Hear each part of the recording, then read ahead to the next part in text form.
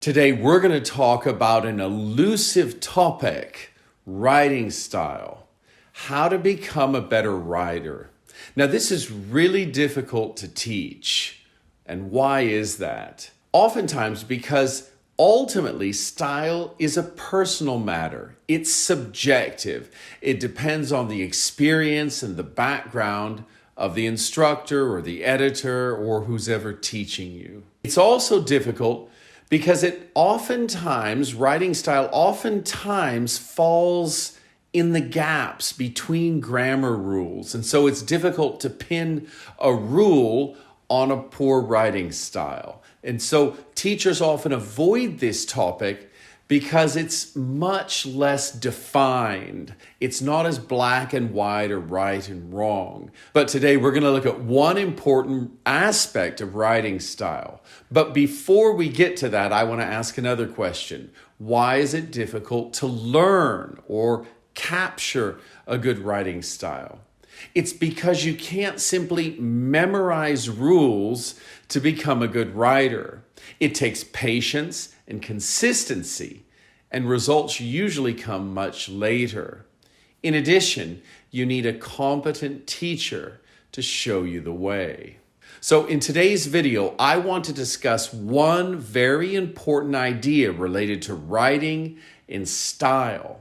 I'm using an actual student essay that I received just a few days ago. So let's get started. Here is the topic that the student was asked to write on. Some people are of the opinion that people are naturally born leaders, while others feel that leadership skills can be acquired. Discuss both views and give your own opinion. Here is how this student began their essay. There is a disputable debate over views as leadership is an innate skill people born with, and which is known over the years, whereas there are those who hold the view that the capability of being an exemplary motivator, inspiring others, can be acquired and shaped step by step through life experience and some certain situations. In my opinion, certain characteristics we shape in life come through real life experience. But leadership is like a talent that needs to be recognized and revealed on time.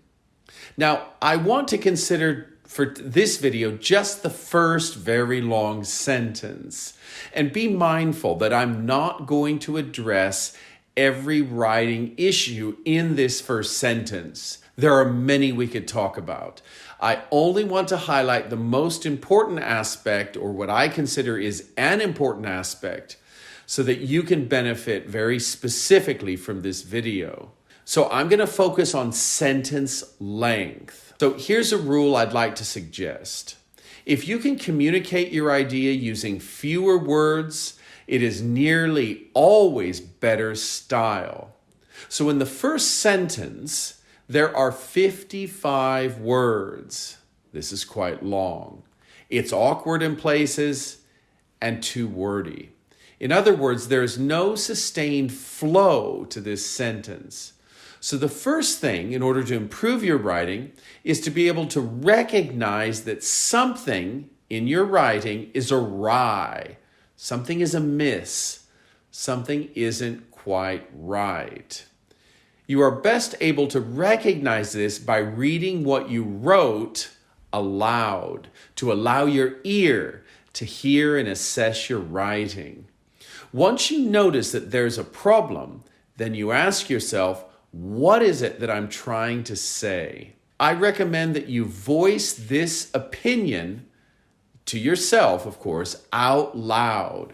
Oftentimes, speaking simplifies the message and makes it clearer. For me personally, I will ask myself and answer it oftentimes in front of a mirror. So here's what I came up with after reading the student's opening sentence. There is a debate over whether leadership is an innate skill or one that can be developed. Do you hear and see the difference? It should be evident. And what's interesting is that very little meaning has been lost despite using 70% fewer words, from 55 to 17. So once again, the rule is if you can articulate your message using fewer words, then it is nearly always better style. This is so even from a mathematical perspective. If meaning represents 100% and you divide that by the number of words used to communicate that message, then you see that each word in my sentence carries 3 times as much meaning. The more meaning each word carries, the better your English becomes. Assuming, of course, that you are using words in their proper context and syntax. Please keep in mind that I am not advocating only the use of short sentences. Sentences should be as long as is necessary to make your point. What I am advocating is to economize on your words and force each to carry as much meaning as possible. If we look at the original text again, I've highlighted the words which carry almost no meaning or have repeated a point already made, and then you begin to see what I mean. You can see through this illustration how many words are superfluous, unnecessary.